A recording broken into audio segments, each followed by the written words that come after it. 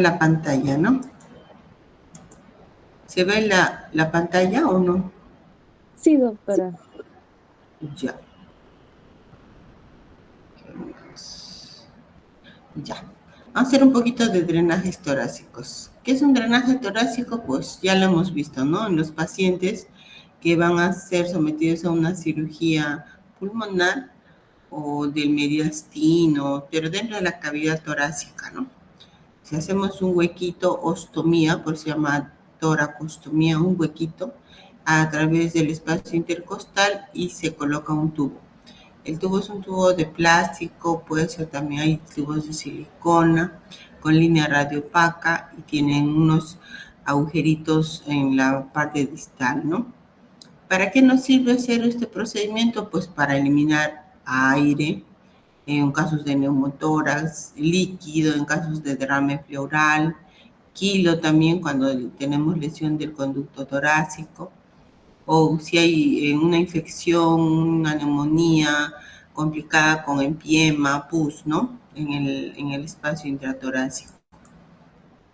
El tubo de drenaje torácico es un material de plástico con una línea radiopaca, ¿no? Que nos va a permitir ver el tubo en las radiografías de control. Tiene fenestras y tiene medidas, ¿no? Hay medidas de... ¿Se ven las diapositivas o no? Sí, doctora, ¿Se parece ve el tamaño del drenaje pleural. ya, y se ve el cursor que estoy moviendo? Sí, también. Ya, perfecto. Entonces sigamos. Si tienen preguntas, chicos, pregunten, ¿ah? No se queden con la duda. Ahora es cuando tienen que preguntar. Bueno, las medidas vienen en unidades de French. Como sabemos, una unidad de French es 0.3 milímetros. Vienen en múltiplos de 4. Puede ser 8, 12, 16, 20 hasta 40. ¿De qué tamaño usamos en pediatría? Es de acuerdo al peso. Si tengo un niño pequeño, un bebito, un neonato, ¿no? Que ha nacido con 2 kilos, 2 kilos 800, pues usaré uno de pequeño calibre. ¿Qué números tenemos? De 8 a 12 French. Si es un niño grande, más de un año, 3 años, ¿no? Hasta 5 años usamos el de mediano calibre, que es entre 16 y 24. Ahora, si son niños grandes, más de 14 o 13 años, ¿no? Pesan más de 30 kilos, 40 kilos, usamos de grueso calibre. Entonces, dependiendo qué tipo de patología voy a drenar, también voy a escoger un drenaje más grueso, ¿no? Si el drenaje es líquido, ceroso, entonces voy a usar uno de pequeño calibre. Pero si yo veo que es un drenaje coágulos, espeso, un piotórax, ¿no? Sé que se me va a obstruir, entonces no le voy a poner un dren delgadito, le tengo que poner uno bien grueso. Entonces puedo usar un 28, 30, ¿no? Ahora, en cuanto a los sistemas de drenaje torácico que existen, tenemos dos. Uno es un sistema abierto, que es el antiguo, que antiguamente se usaba, ¿no? El drenaje abierto, de vidrio, con sus sistemas de frasco colector, su conexión al paciente, tubo cónico, el colector, el sello de agua, que es este tubito que se mete en el líquido del frasco. Este es nuestro sello de agua, que evita que el aire ingrese hacia el paciente, ¿no? Ese es el antiguo. Ahora tenemos sistemas cerrados, ¿no? El sistema de drenaje cerrado, que es el que más usamos actualmente en pacientes. Tiene el mismo principio, tiene una cámara colectora. Bueno, los que han visto a los pacientitos que han sido operados tienen, ¿no? Tienen su cámara colectora, tienen su sello de agua, su cámara de sello de agua y tienen un sistema de control de aspiración o presión negativa de agua. Ahora, hay varios modelos, varias marcas de dos cámaras, de una cámara. Podemos usar para dos cámaras también, ¿no? Y la ventaja de este sistema en comparación al anterior, pues que tiene mayor capacidad de recolección, ¿no? Puede tener hasta 2.000, 2.500 de capacidad. Y otro que es descartable, no está en contacto con el personal, el riesgo de contaminación es menor, ¿no? Y es más seguro para el paciente. Porque los otros trenes a veces se caían, se rajaban. Había muchos accidentes con el sistema antiguo, ¿no? Con este. Como este es un frasco de vidrio, se caía, se rajaba y entraba aire al paciente y hacía neumotórax. Este sistema es más seguro, hay menos riesgo para el paciente y para el personal también. Entonces nos va a ayudar, ¿no?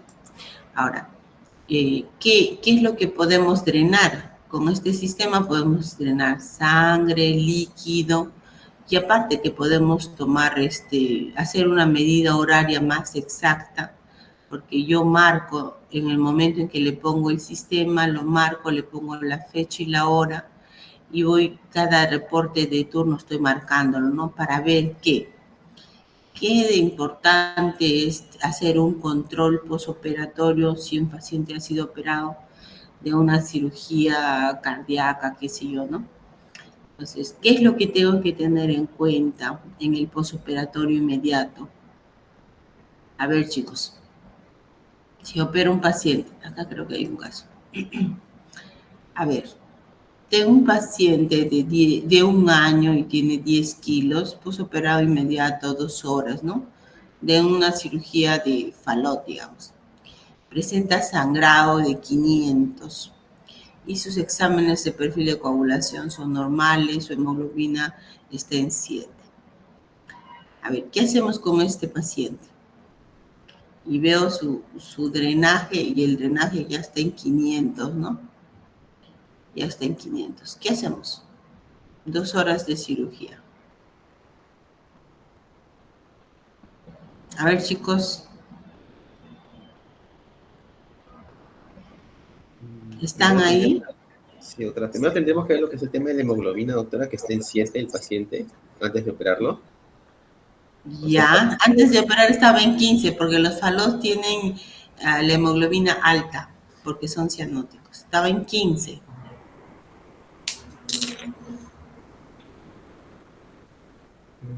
y los cinetos, ¿Qué hacemos ahí? Paciente de fallo que a las 2 horas drena 500. Tiene 1 añito. Tendremos que reponer la sangre, doctora, que se ha perdido.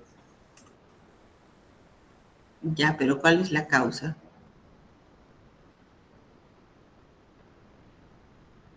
Ya, hay una regla de oro en cirugía cardíaca. El drenaje de un paciente postoperatorio se espera el sangrado, ¿no? Es un riesgo, siempre hay un sangrado, que sea hasta 8 cc por kilo por hora en las primeras 6 horas. Si este niño, si yo estoy diciendo que 8 cc por kilo es lo que debo esperar por hora,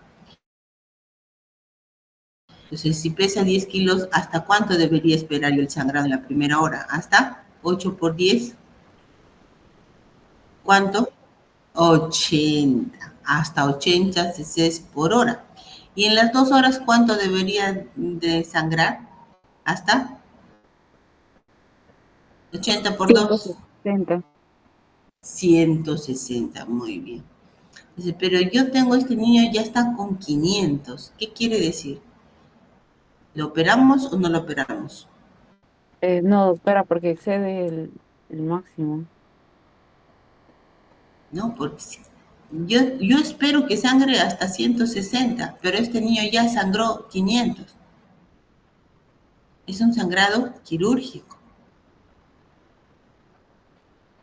Si yo les digo, en los niños se espera hasta 8 cc por kilo por hora en las primeras 6 horas. Si yo tengo más de esta cantidad de sangrado, pues hay indicación quirúrgica, ¿no? Hay que revisar de repente algún punto de la cirugía, del corazón, la tabla, el tórax, qué sé yo, de dónde esté sangrando, ¿no? Pero hay que revisar, porque ya el sangrado es excesivo. 500, claro, para un adulto que sangre 500 no pasa nada, ¿no? Pero un niño de 1 año con 500 ya va a estar en shock, va a hacer paro, chiquito, ¿no?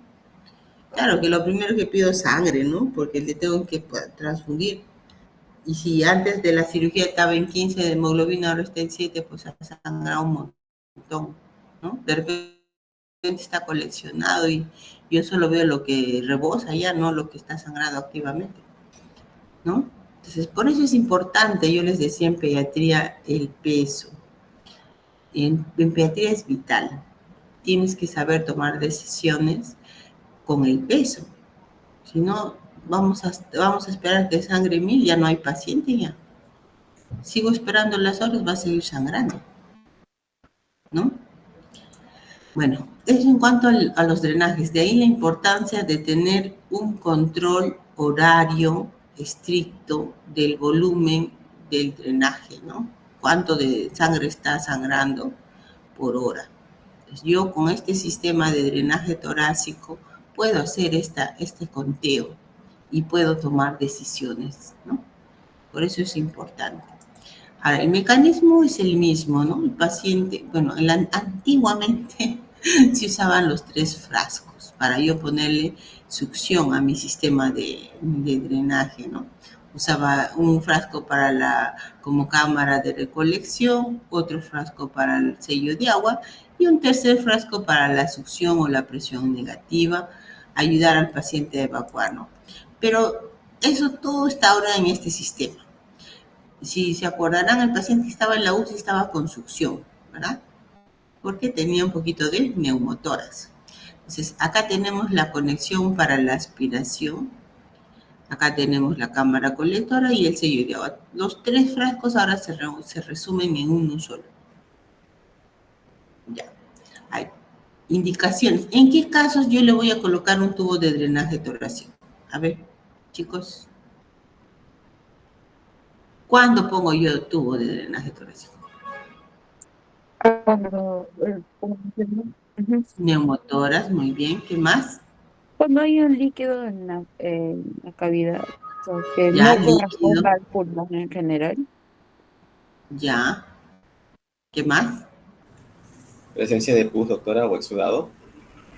Ya, pus, una infección, un empiema. ¿En qué casos más?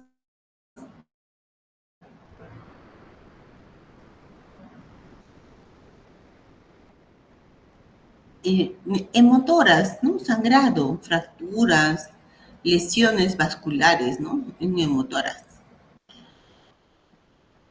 O puede haber la mezcla también, ¿no? Puede haber un hidroneumotoras o un hemoneumotoras. A veces pacientes que vienen con fractura costal traumática vienen con aire y sangre, ¿no? Porque se fractura la costilla. Ahora, cuando colocamos el tubo de drenaje, pues, ¿dónde lo colocamos? Esto es muy importante, ¿ya? Porque ustedes en algún momento van a tener que colocar drenes torácicos, porque es un procedimiento que se hace en la emergencia. Con el niño, el paciente en su cama, a veces hay que hacerlo, ¿no? Lo dormimos un poquito, lo monitorizamos y ahí mismo le ponemos el tubo de drenaje, porque si no evacúas el aire, por ejemplo, en este caso. A ver, ¿qué tenemos acá? Chicos,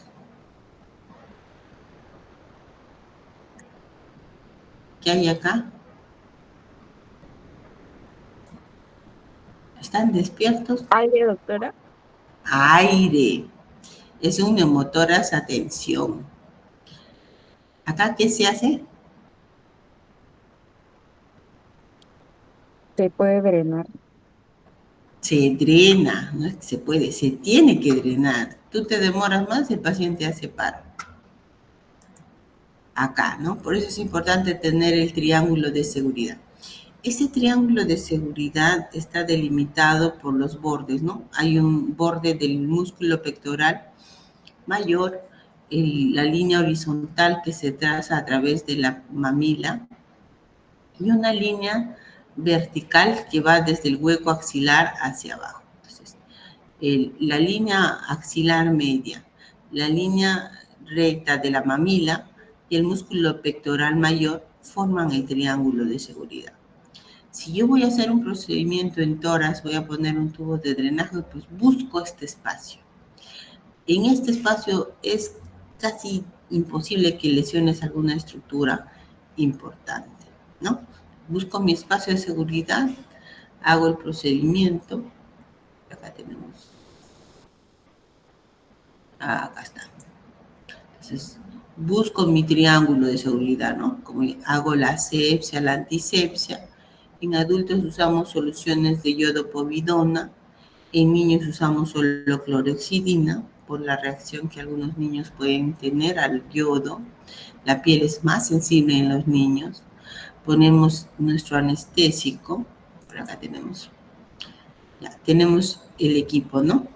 El equipo, nuestro campo quirúrgico, nuestra hojita de bisturí, nuestro tubo de drenaje torácico. Como verán, este viene ya con una guía metálica y tiene su línea radiopaca, viene medida.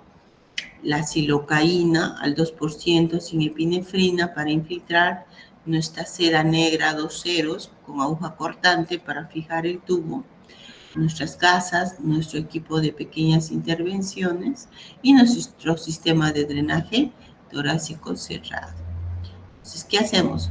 Preparamos la zona del paciente donde vamos a colocar el tubo, le ponemos el anestésico, le hacemos un corte con la hoja bisturí número 11, ponemos nuestra pinza de Kelly para hacer el túnel por donde va a entrar el tubo de drenaje torácico.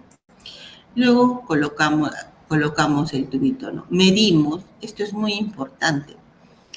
¿Por qué es importante medir qué cantidad de tubo va a ingresar? A ver, chicos, ¿qué pasa si yo le meto todo? ¿Qué pasa? Podría dañar el parénquima y si es que no se mete mucho, digamos, podría haber lo que vimos en práctica, el enfisema subcutáneo.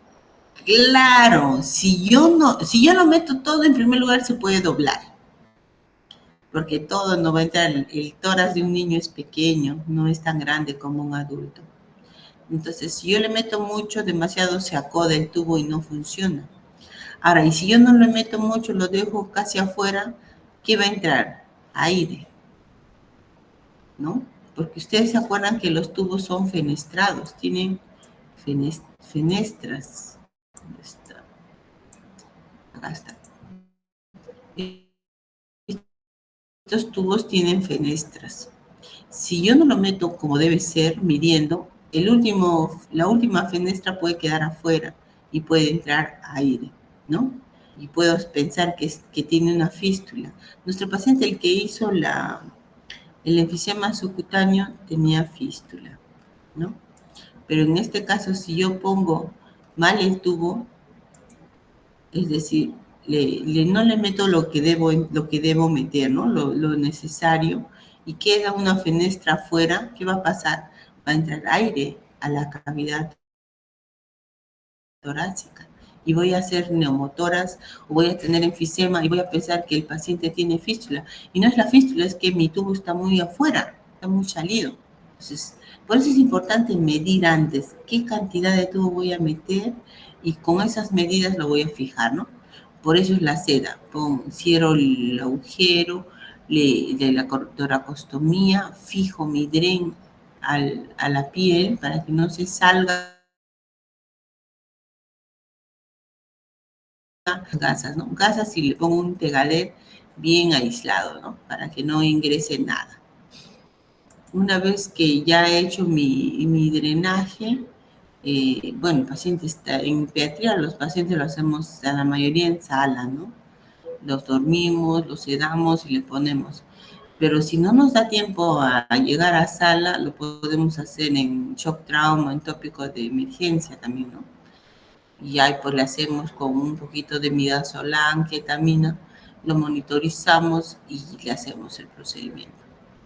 Ahora, siempre en tórax, si yo voy a hacer cualquier procedimiento, tengo que tener una placa de control previa, antes del procedimiento. Si me muestran una placa y veo que hay neumotórax, en este caso hay más del 20%, ¿no? Ustedes ya saben que más del 20% de aire o neumotórax en la cavidad torácica, pues voy a ponerle tubo, ¿no? Decido ponerle tubo. Le pongo el tubo de drenaje torácico y como ven acá, el tubo de drenaje tiene que ir dirigido hacia la cúpula, hacia la parte más alta, ¿no? Hacia arriba. Y tiene que estar, bueno, casi recto. Lo ideal es que sea recto, pero en este caso está bien colocado, ¿no? El tubo. Y después que ya haya solucionado la causa que lo originó, el neumotórax, en este caso de repente ha sido una bula pequeña que se rompió, hizo su neumotórax, le pusimos el tubo de drenaje y le hicimos un control. Posterior al retiro, porque ya decidí retirar el tubo, le hago otra placa de control para verificar que mi procedimiento ha sido exitoso. Siempre placa antes del procedimiento, placa con el procedimiento y placa después de retiro de drenaje. Siempre, en todas tienes que tener este patrón siempre. Antes, durante y después. Así te vas a evitar lesionar algunas estructuras. Ahora, ¿qué complicaciones puedo tener yo por mi procedimiento? A ver, chicos, ¿qué complicaciones puedo tener?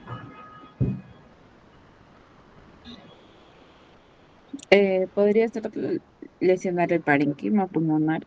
Claro, muy bien. Si yo tengo un paciente operado de alguna cirugía pulmonar previa, ¿no? Ha tenido de repente una metástasis pulmonar o ha tenido TB, se le ha hecho una segmentectomía o se le ha hecho cualquier procedimiento pulmonar, entonces el riesgo de que haya heridas, adherencias, es alto. Y si este paciente presenta derrame o neumotórax y yo le pongo el tubo, pues puedo lesionar el pulmón, ¿no? Entonces, muy bien. ¿Qué otra complicación puedo tener?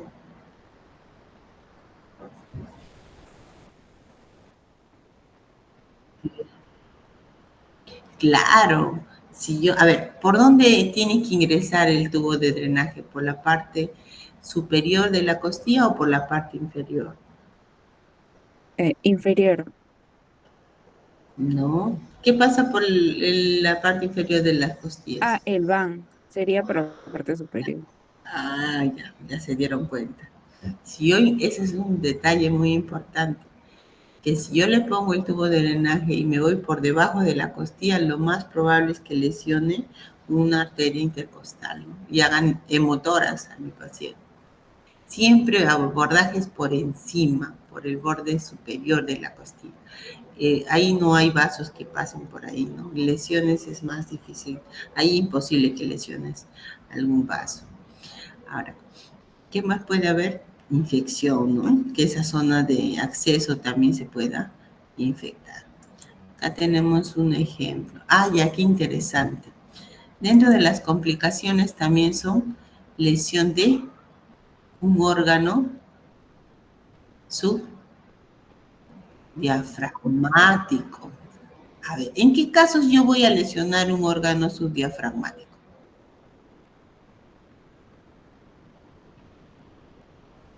¿Podría ser en el caso de una fístula, doctora? Fístula, no, o sea, me refiero, ¿en qué casos yo al colocarle un tubo de drenaje torácico voy a lesionar una estructura o un órgano por debajo del diafragma? A ver, miren esta Es que imagen. metemos mucho el tubo. No. A ver, ¿qué ven acá? ¿Qué es esto? Así es. ¿Y qué hacen los intestinos en el tórax? ¿Qué es esto? Una hernia diafragmática. Así es. Entonces, ¿qué pasa si viene? Bueno, acá se nota el intestino. A veces solo viene con una imagen aérea gigante cuando el colon se mete y se obstruye. Y te dicen, doctor, hay un neumotórax, hay que ponerle tubo, el paciente está en la emergencia. Y tú vas, pides una placa, por eso siempre ves la placa antes, ¿no?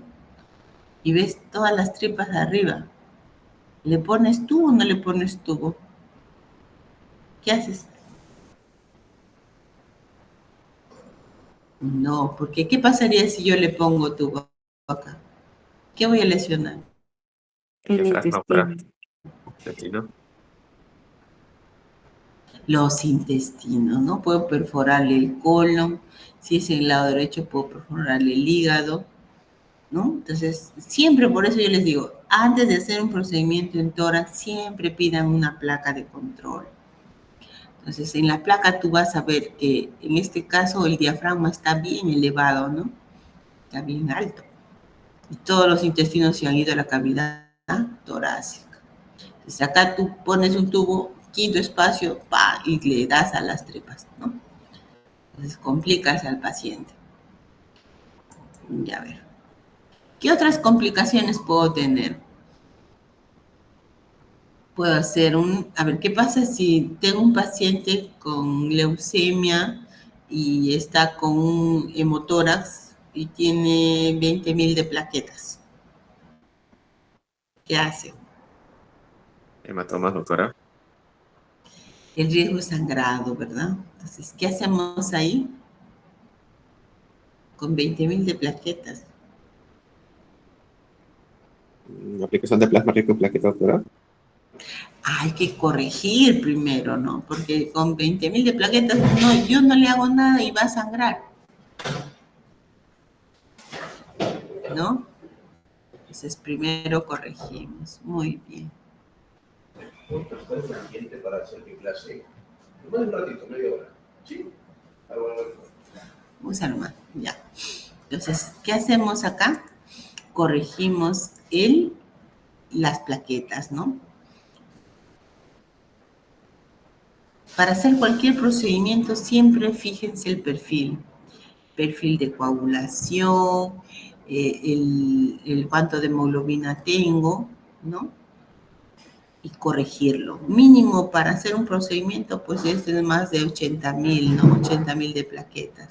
Si es un paciente que requiere un drenaje porque es un sangrado, ¿no? En cavidad torácica, y ustedes saben que sangre en tórax sí o sí tenemos que evacuar, entonces le pedimos que se corrija primero el perfil. Corregimos el perfil, corregimos las plaquetas, la sangre, por lo menos llevarle a una hemoglobina de 10 es lo ideal, ¿no? Y hacemos nuestro procedimiento. Ahora, si no se puede corregir tan rápido y el paciente sí requiere, pues, que le haga un procedimiento, pues lo drenamos con un catéter, ¿no? Puede ser una toracocentesis evacuatoria nada más, ¿no? Con el mínimo trauma que podamos hacer y lo evacuamos. Posterior a la corrección, lo estabilizamos al paciente y recién le hacemos el procedimiento del drenaje torácico con un tubo de drenaje, ¿no? Pero siempre primero ver el perfil del paciente que voy a hacer un drenaje. Ahora, algunos pacientes después de colocarle el tubo presentan una tos insistente, ¿no?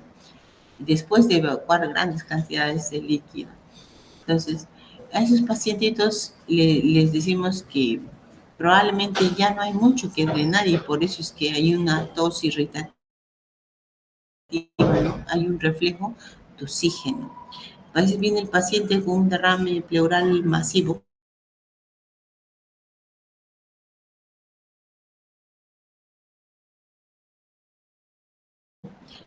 Le tomamos la placa de control y vemos que ya no hay líquido. Entonces, la tos que presenta es porque ya se evacuó el líquido y el tubo de drenaje pues irrita la pleura, ¿no? La pleura visceral y produce un reflejo de oxígeno. Entonces, ¿qué hacemos en esos casos? Ya le decimos que le vamos a sacar el tubo porque ya se ha evacuado todo lo que tenía que evacuarse, ¿no? Muy bien. ¿Qué otras complicaciones? Ah, ya, esto es importante. Si yo ya decidí retirar el tubo, quiere decir que ya comprobé que se puede retirar clampándolo, tomándole su placa de control, veo que el pulmón no ha caído, está bien, entonces le decido retirar. ¿Qué complicaciones puedo tener en una retirada de drenaje torácico? A ver, chicos.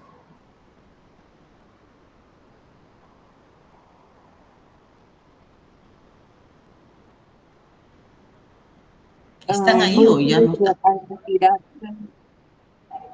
¿Cómo? a retirarlo entre aire, como no Que colocar entre el aire. Claro, si yo saco el tubo y no hago el cierre rápido, pues muy probable que entre aire y quede el aire adentro retenido y haya que volver a colocarle el tubo de drenaje, ¿no? Entonces, siempre tengan cuidado en la entrada de aire. Y otro que puede ser que no se pueda retirar. ¿Qué pasa? Y nos ha pasado. A veces le decimos al residente, ¿no? De último año, ya ciérralo, ponle el tubo, bueno. Ellos por la emoción cierran y ponen puntos y en uno de esos puntos agarran o cogen el tubo de drenaje. Entonces tú quieres sacar el tubo y no sale. Sacas, intentas, jalas, nada. ¿Qué pasó ahí?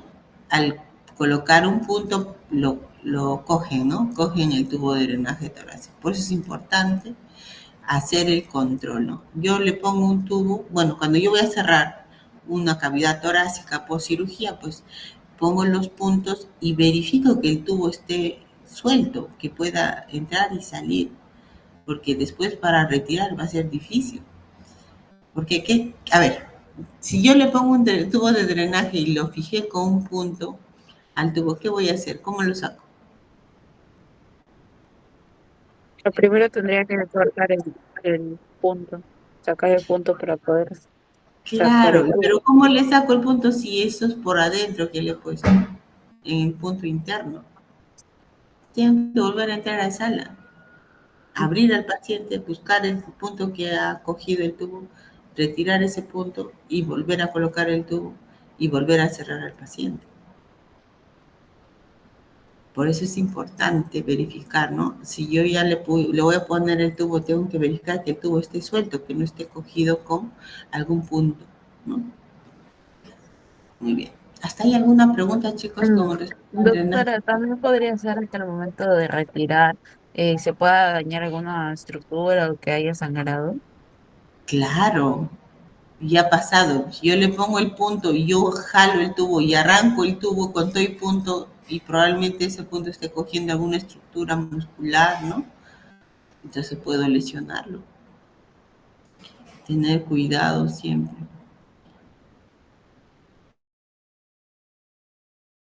A ver, acá que tenemos, esto ya lo vimos. Antes el procedimiento también ya lo vimos.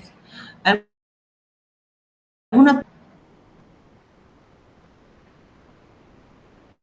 dudas?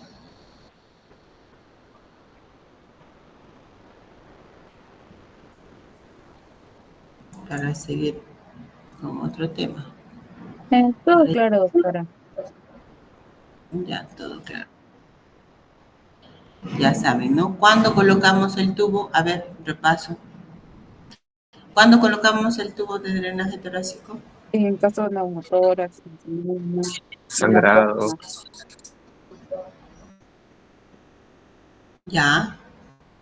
¿Cuándo lo retiramos?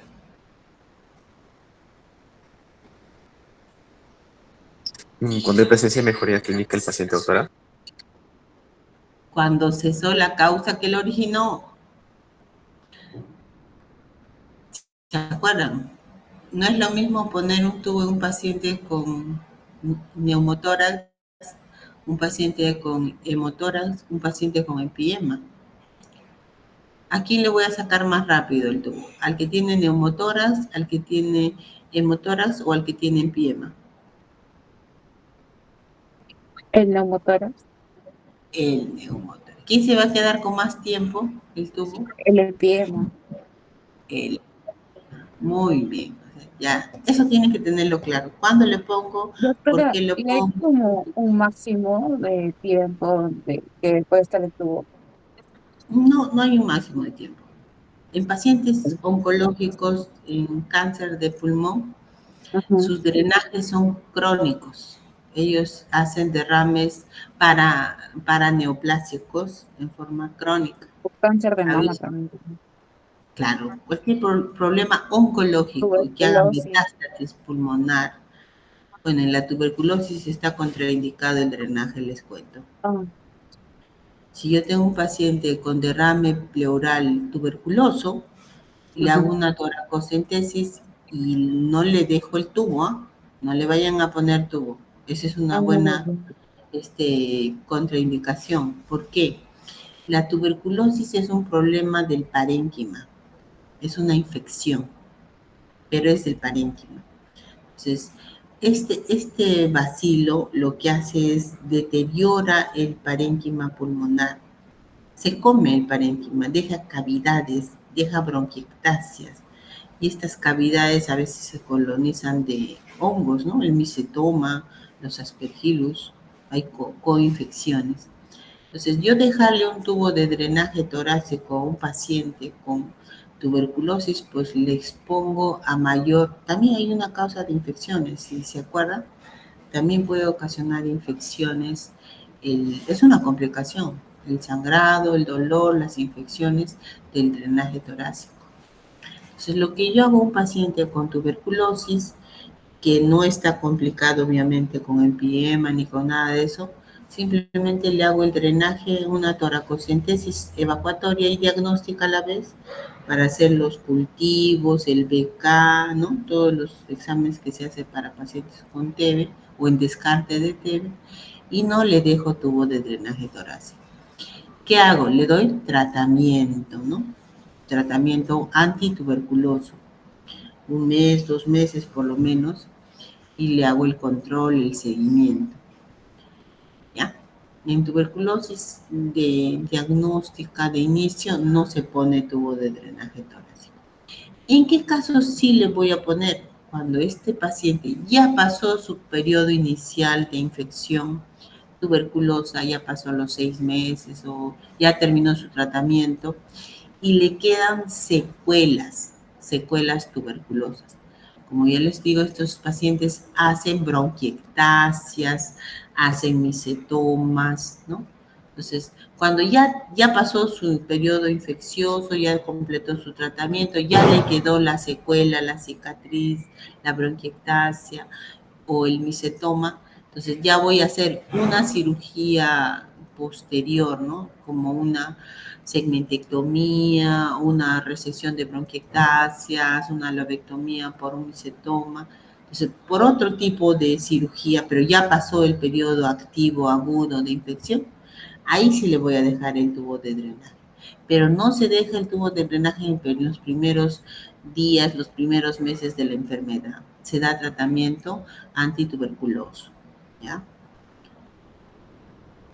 O sea, la tuberculosis es un caso aparte. Ya, pero no estamos desviando del tema. Y los drenajes, la pregunta era porque si le puedo poner drenajes en forma, ¿hasta cuánto tiempo le puedo dejar un tubo máximo? Me dicen, ¿no? Es relativo.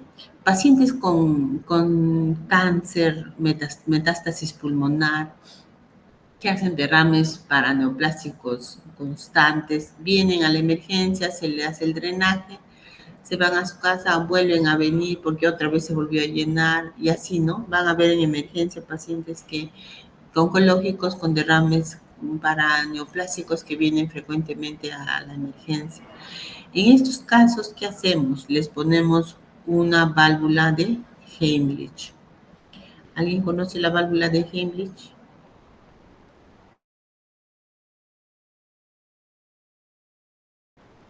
¿No? Ya. Entonces, van a buscar en qué caso se pone válvula de Heimlich. Tarea. Ya, entonces, en estos casos, en estos pacientes, se les pone el tubo de drenaje Hay de varios tipos de material, ¿no? Hay unos de plástico, unos de PVC, siliconados, hay varios tipos. En estos casos, como sabemos que van a tener el tubo por buen tiempo, les ponemos sus tubos de drenaje siliconados y le ponemos la válvula de Heimlich, ¿ya? Para que puedan irse a su casa con su drenaje y no estén viniendo a cada rato, ¿no?, a la emergencia para hacerle su procedimiento. Entonces, eso, pues en forma crónica, ¿no? Ya cuando se le está por salir, a veces viene y le cambiamos nada más el tubo y sigue con su tubo de drenaje torácico. ¿Alguna otra pregunta, chicos? ¿Están ahí? Sí, doctora, todo Sí, claro. doctora. Ya. Entonces, no sé si nos alcanzará tiempo para hacer los de malformaciones pulmonares. Si no, nos reunimos hoy día. Ah, mañana vienen, ¿no? ¿O no? Sí, doctora. Sí, doctora, mañana vamos.